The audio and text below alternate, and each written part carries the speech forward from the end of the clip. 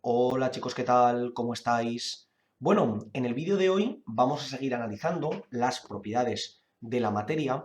En este caso vamos a intentar comprender cómo funciona tanto la presión como la temperatura a nivel molecular y qué diferencias tenemos entre cada uno de los estados. Es decir, si recordáis, en vídeos anteriores habíamos visto que el sólido, el líquido y el gaseoso se diferenciaban principalmente, los tres estados, por la disposición de sus partículas a lo largo del recipiente donde estaban contenidas o del lugar donde estábamos trabajando. Es decir, si recordáis, teníamos, vamos a poner por aquí, sólido, voy a escribirlo bien, líquido y gaseoso.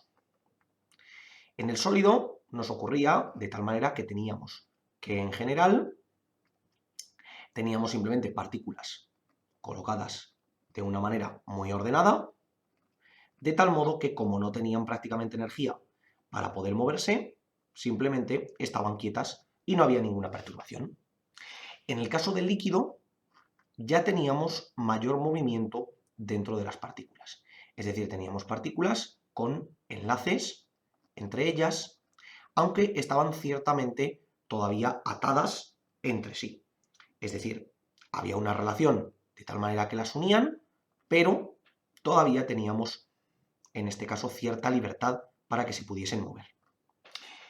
Y sin embargo, en el gaseoso teníamos una completa libertad de las partículas. De hecho, si recordáis, la primera condición que poníamos era mantener el recipiente cerrado, porque si no las partículas, que estaban muy poco ligadas unas con otras, tanto en términos espaciales como en términos de fuerza de las uniones, lo que les ocurría era que tendían a escaparse del recipiente porque tenían muy poca ligadura. Entonces, en este caso, vamos a estudiar tres propiedades muy importantes de la materia, que va a ser la temperatura, la presión y el volumen. Estas tres propiedades son indispensables a la hora de estudiar cada uno de los materiales que tengamos, de los distintos elementos y sobre todo para compararlos. Lo primero que vamos a ver es la temperatura.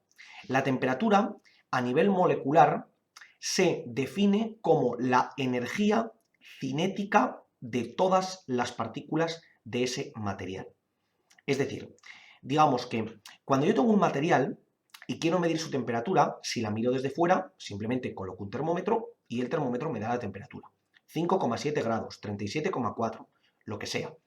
Pero si miro a nivel molecular y quiero medir a nivel molecular la temperatura de ese material, lo que realmente estoy haciendo es medir cómo de rápido se mueven esas partículas.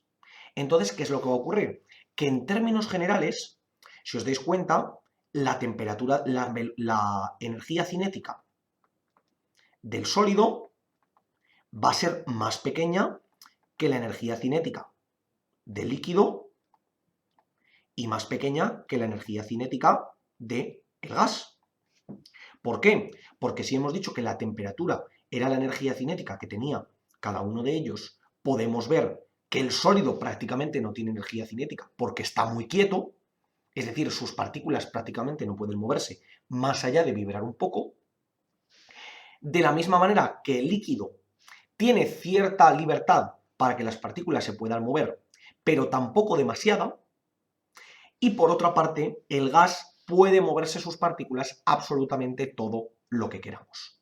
Entonces aquí no tenemos ninguna duda de que la energía cinética del sólido va a ser menor que la del líquido y va a ser menor que la del gas. Por tanto, esto nos lleva a la conclusión de que en términos generales, recordad que siempre puede existir una sustancia la cual tenga un comportamiento anómalo, que de hecho para el volumen vamos a ver una de ellas que seguro que conocéis, la cual tenga un comportamiento que no sea el que suele ocurrir con todas. Por eso hablamos en términos generales. La temperatura del sólido va a ser menor que la temperatura del líquido y va a ser menor que la temperatura del gas. Hablamos siempre, esto es muy importante, dentro del mismo material. Esto es imprescindible. Mismo material o sustancia o partícula o elemento o lo que queráis poner. Porque si comparamos dos materiales totalmente distintos, yo puedo tener un material sólido que tenga más temperatura que otro material gaseoso. Esto no habría ningún problema. Por ejemplo, puedo tener vapor de agua a 100 grados, que es gaseoso, y puedo tener sal común de casa, cloruro de sodio, a 200 grados y va a ser sólido. Claro, entonces aquí estaría diciendo que la temperatura del sólido sería mayor que la del gas, lo cual sería contradictorio a lo que estamos viendo. Es muy importante que tengamos siempre como concepto el mismo material. Es indispensable. En el momento en el que trabajamos con diferentes materiales, ya no nos sirve esta comparación. Vamos ahora con la presión. La presión está muy ligada con la temperatura. De hecho, es prácticamente lo mismo. ¿A qué nos referimos con esto? La presión a nivel molecular, si recordáis, en la superficie, presión lo definíamos como fuerza por unidad de superficie. Pues en este caso no va a ser exactamente eso, pero va a tener cierta relación. La presión, digamos que es, en términos generales, la cantidad de veces que chocan las partículas con la superficie que tiene el recipiente que las contiene. Es decir, cuando las partículas se mueven o no se mueven, como en el caso del sólido, cuando están en cierto movimiento, sobre todo se ve muy bien en el gas, se mueven en línea recta con una dirección relativamente aleatoria. ¿Qué es lo que ocurre? Que esa dirección solamente va a cambiar o cuando choquen con otra partícula o cuando choquen contra la pared. Entonces, teniendo en cuenta que casi todo el espacio que abarca un material es prácticamente hueco, lo más probable es que terminen chocando en algún momento contra alguna de las paredes del recipiente. Entonces, ¿qué va a ocurrir? Que esa cantidad, si nosotros podemos medir la cantidad de veces que chocan contra un recipiente con respecto a la superficie de ese recipiente, podemos encontrar la presión que ejerce un material. Entonces, lógicamente, los choques del sólido van a ser mucho menores que los choques del líquido y van a ser mucho menores que los choques del gas. ¿Por qué ocurre esto? Pues porque si os dais cuenta, el sólido prácticamente no se va a mover. Por tanto, no va a haber ninguna partícula que pueda chocar contra las paredes, a no ser que las lancemos nosotros intencionadamente. En el líquido ya va a haber cierto movimiento, pero tampoco mucho, porque los enlaces que existen entre las partículas son muy grandes. Y sin embargo, o es relativamente grande, y sin embargo en el gas sí que tenemos claramente una disociación de los enlaces, la cual permite que las partículas vayan por donde quieran y chocar con las paredes del recipiente. Por tanto, tendremos que en general la presión del sólido va a ser menor que la presión del líquido y va a ser menor que la presión del gas. En términos generales, repetimos siempre con la misma sustancia. Este concepto es imprescindible. Y ahora, por último, llegamos al volumen. En el volumen nos va a ocurrir algo relativamente similar. Y vamos a ver a qué nos referimos con esto. El volumen es muy sencillo. Simplemente tenemos que es el espacio que ocupa una sustancia.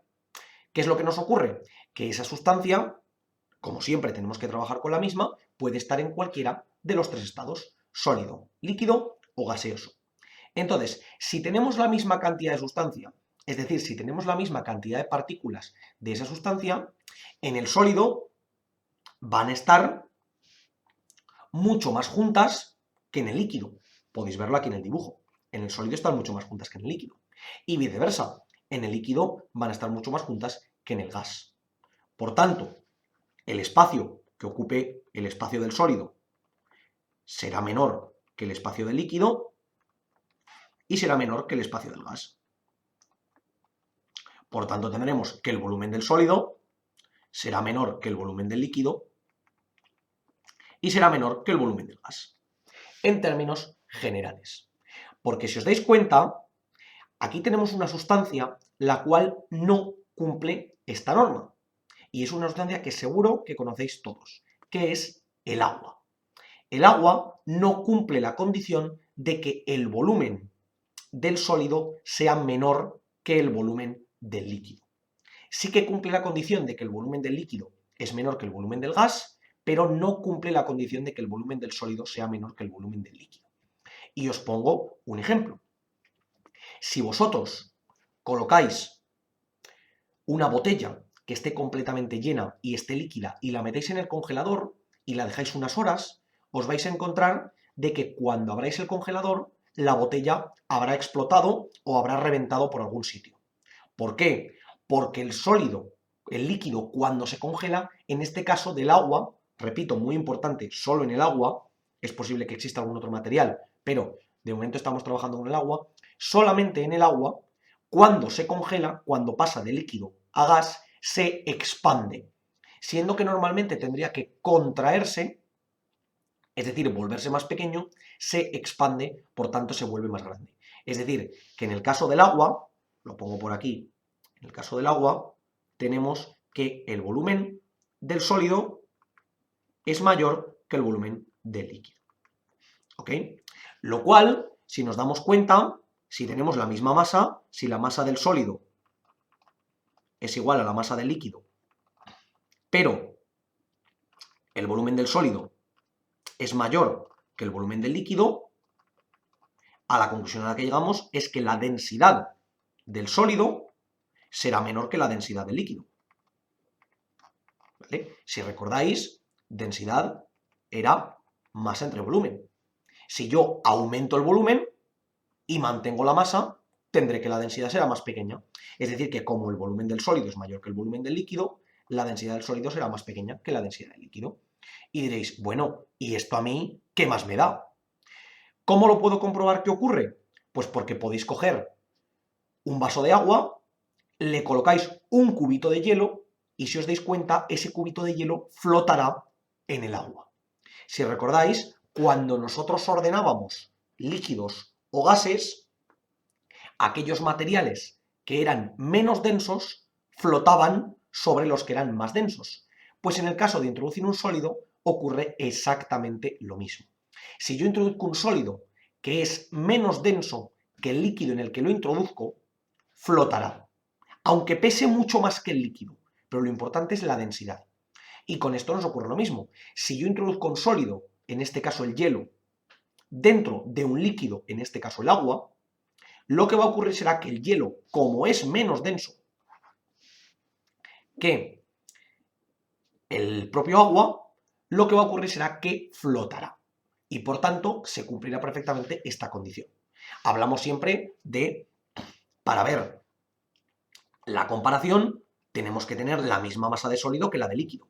Sin embargo, sabemos que la densidad es una propiedad de los materiales, por tanto esa propiedad, aunque no tengamos la misma masa de sólido que de líquido, se va a cumplir. Así que chicos, en este vídeo hemos visto unas cuantas características muy importantes de los materiales, sobre todo hablando en términos de temperatura, presión y volumen a nivel molecular. Estas características son muy relevantes porque después seguiremos trabajando con diferentes conceptos relacionados con precisamente este tipo de características y veremos que tendremos que remontarnos a toda esta estructura para entender algunas características que veremos más adelante. Como siempre os digo, por favor, cualquier duda, cuestión o pregunta que tengáis, dejádmelo en los comentarios y nosotros la intentaremos responder. Por lo demás, muchísimas gracias por ver el vídeo, espero que os haya servido y que vaya bien.